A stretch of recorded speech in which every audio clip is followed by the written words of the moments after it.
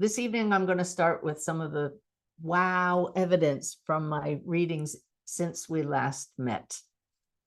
I do this again as a way of celebrating together. Look how clever and creative Spirit is. Look how close Spirit is, not as a way of convincing anybody, because most of us don't need convincing anymore. But boy, if you don't feel the joy and excitement at how Spirit comes through, then I hope this will stir that up for you. And if you already feel it, well, let's celebrate together.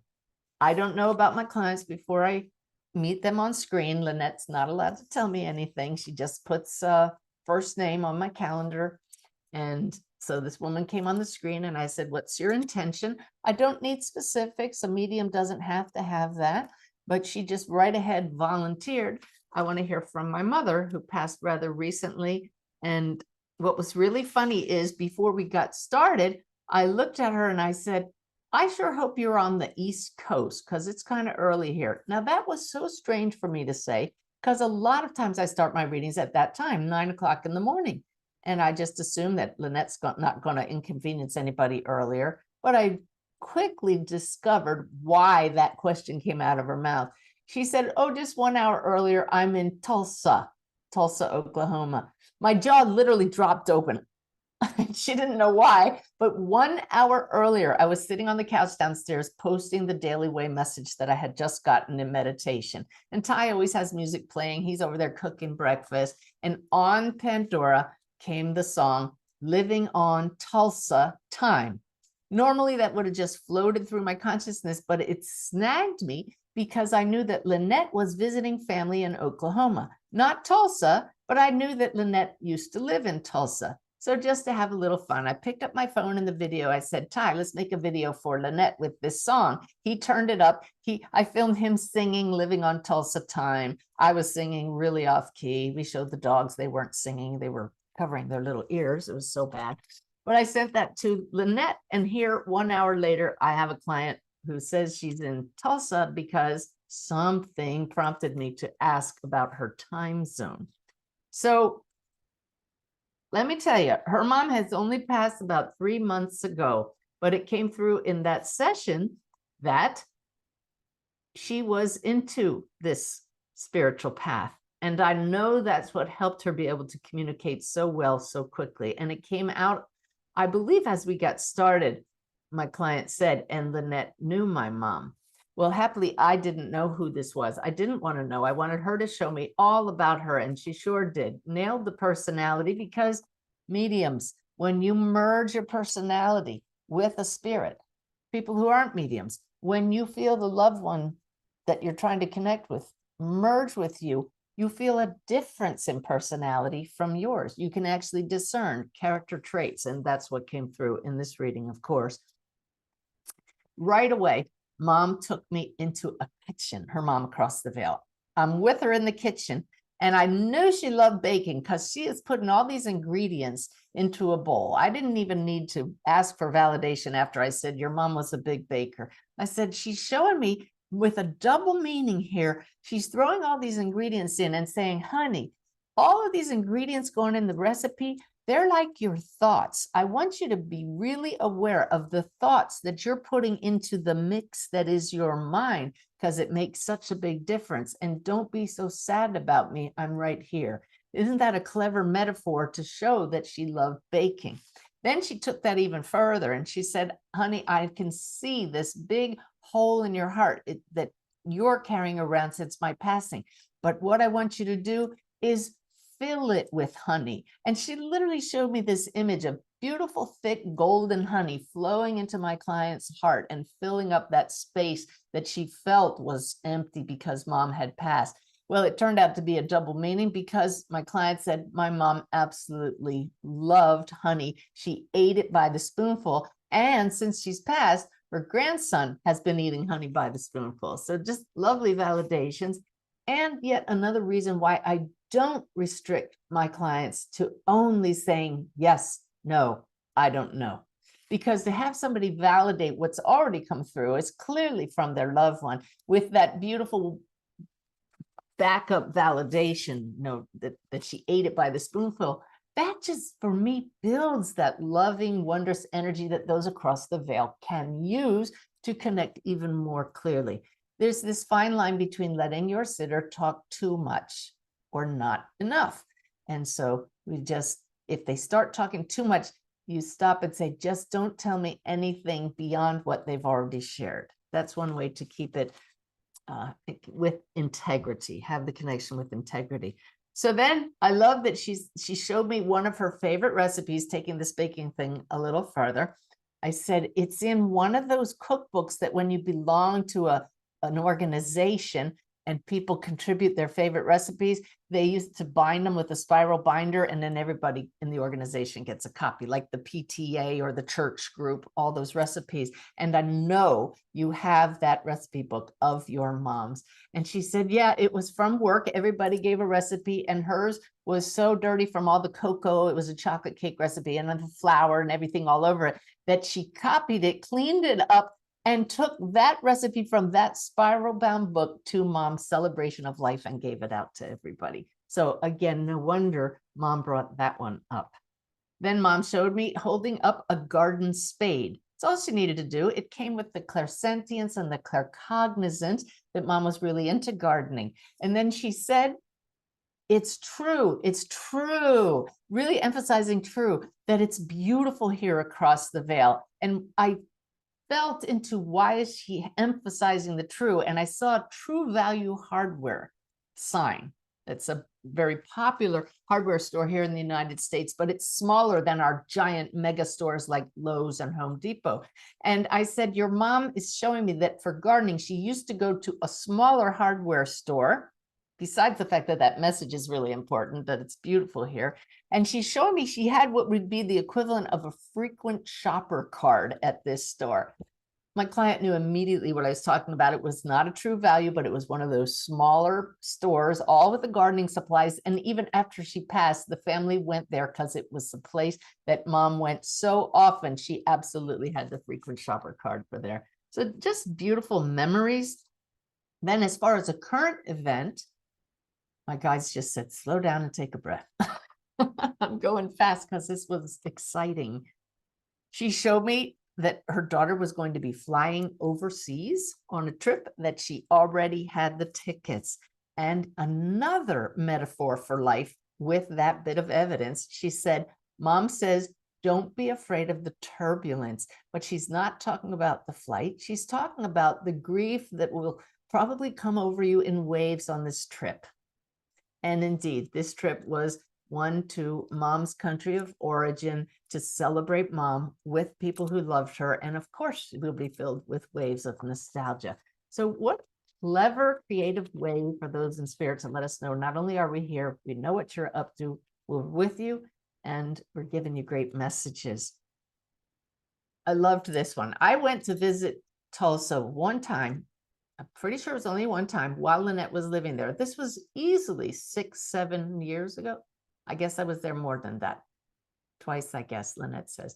But anyway, I remember once being at a special park down near the river, and her mother showed me that location. She showed me it was along the river by a bridge over the river, and said, tell my daughter there are 3 of her dogs that have crossed the Rainbow Bridge and are here with me now. That was confirmed. I said, but Mom's showing me you recently took family to this park that's by the river, by the bridge. I've been there. It has buildings, little trails, restaurants. And my client's shaking her head like, a park? I don't remember. So you go back to Mom and I say, Mom, give me more details. I said, your mom says it's like a gathering place. And my client started laughing. She said, it's called The Gathering Place. So just a lot of joy with that one. She then showed me, now that she put that in my mind, I said, oh my gosh, I met your mom. She said, yes, you did when you came to Tulsa. I said, you mentioned Unity of Tulsa, but she's saying not Unity Church, Center of Light. She said, that's exactly where we met you. I was there too. So once you open up a connection, all the information about anything you've shared with anyone, teaching point here, is always in your field. last weekend teaching class. I met people who I'd maybe met 5 years ago, or I did a reading for someone. Every time this happens to me, I remember details, I remember names, I remember what we talked about, and people are always saying, how do you remember these things with the thousands of people you meet? Because what I just said, this applies to all of you. When you interact with someone, your energy fields are forever entangled and more clearly entangled. So the more sensitive you become, when that connection is activated again, all the information you shared is instantly here because there's only here in consciousness. So see if you can work on that, remembering names. And the guys just said, you're not remembering them. They're simply present and you're noticing what's always here. Very cool. But the reason I really was looking forward to sharing this connection with you with this woman was the biggest wow of all, which this is the part I'll really be celebrating. And has a great teaching point for all of you perfectionists out there. In the reading, Mom showed me her in a coffin. I said, your mom's showing me your coffin, and she's inside going knock, knock, knock to you at her funeral. Wow. Showing that she was aware of what was going on at the funeral. And her daughter said, well, she didn't have a coffin and she didn't have a funeral, just a celebration of life. So see, the perfectionist in the past, I would have gone, oh God, I got it wrong. But I know spirit works in a way that they know they can get the most important part through to you. So we live with not perfection and celebrate what is beautiful. So I went back to Mom and I said, okay, no funeral, no coffin, no funeral. And I said, she's still doing it. She's knocking on the coffin, knock, knock, knock. And suddenly her daughter got it. She said, oh my God, at Mom's celebration of life, I shared with everyone that in her final hours, we had a talk. And I said, Mom, how are you going to share with me? How are you going to show me that you're still with me? Mom said, I'll knock 3 times. So it's metaphorical about the coffin to get me to celebration of life. Her daughter shared that. And I looked at her and I said, you just got your 3 knocks from Mom. And so there are so many lessons here about perfection, about our loved ones being here. But a really beautiful one here is when we ask for a sign, it may not always come exactly, perfectly like we expect it to. She said, I was wondering how my mom's going to knock for me. And she, you know, you're waiting for something like the Fox sisters who started the spiritualist movement in Hydesville, something, New York, where they're something, somebody texted to me, put it in the chat there. I'll remember what it is. Hides. Anyway, it should be in my field. Anyway, the Fox sisters heard rapping on the wall from a spirit. So this is what Hyde Park. Thank you very much. Okay. This is what she's waiting for, to hear raps on the wall. And instead, here she is, Mom's first chance to clearly communicate with her through a medium. Didn't matter. Your mom's going knock, knock, knock. So I'm so happy that my client did not say in advance, I'm hoping to hear my mom's sign. I'm hoping to, you know, that you can get the one thing, because that would have put me in a totally different mode. Instead of trying, we were just chatting with Mom. We were having a very natural conversation. And that is optimal when you connect with loved ones across the veil, your own or as a medium. So speaking of perfection in a reading, a no does not mean something's wrong. A no does not necessarily mean a no. There were 3 things, at least that I remember, 3 things that came up that she couldn't identify. I said, your mom is showing me the tree of life. There's some jewelry with the tree of life. She said, I don't remember any. Notice I'm wearing some tonight.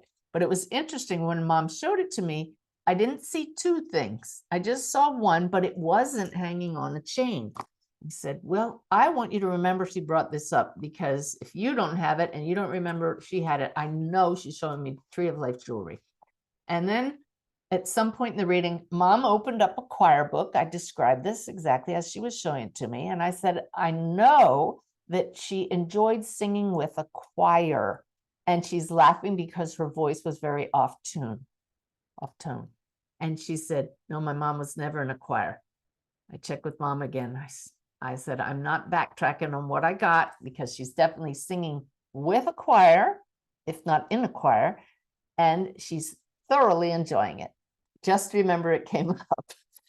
So the third thing that she couldn't validate was a name that came in so solidly. I heard Aaron. Reported that, couldn't tell who Aaron was. She didn't know an Aaron. Okay, let's just let that go. Well, Mom obviously knew her daughter was going to share the recording of the reading with one of Mom's best friends, the minister from the Center of Light in Tulsa. She'd planned it all along. The daughter, I'm going to be sharing this with the minister, because that minister was the one who performed my client's wedding ceremony. That minister spent a lot of time at her mom's bedside in her final days. And they were just beautiful, lovely friends. She shared the video with her and immediately emailed me and said, Suzanne, I have to show you what she said.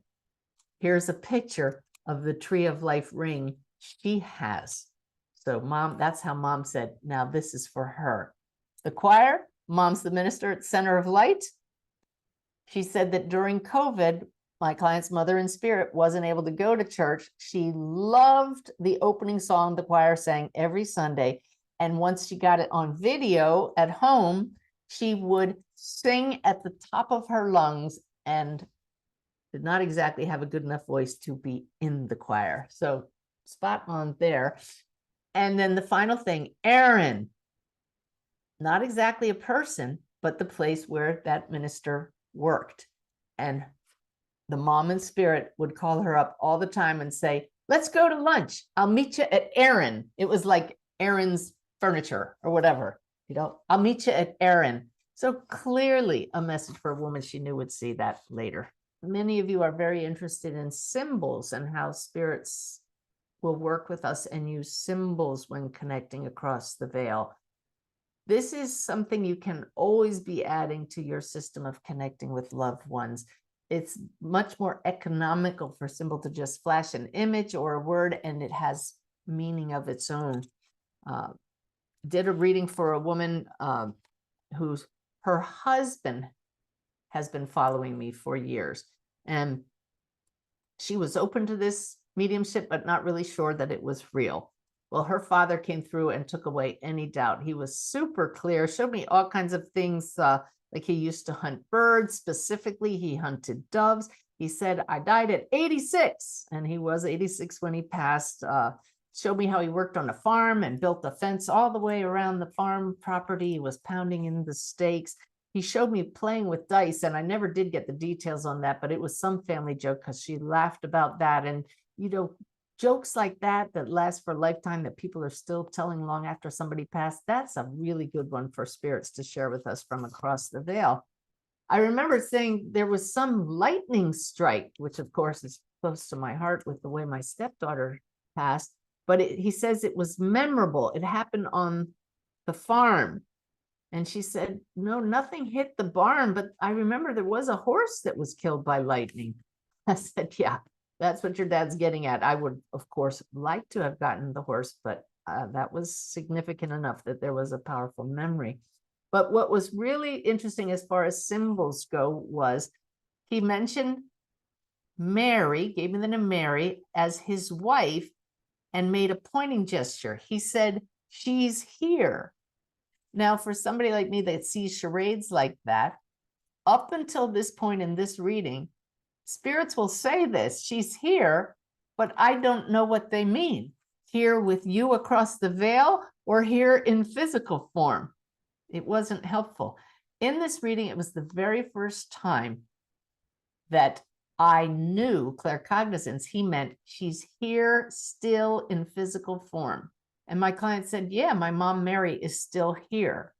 So in that moment, I said to my guide, Brenda, and this is how you make symbols out of what you get in a reading. I said, Brenda, from now on, if anybody across the veil is talking about a loved one and trying to say if they're in spirit or still in a physical body, here means here to the client, here on physical earth.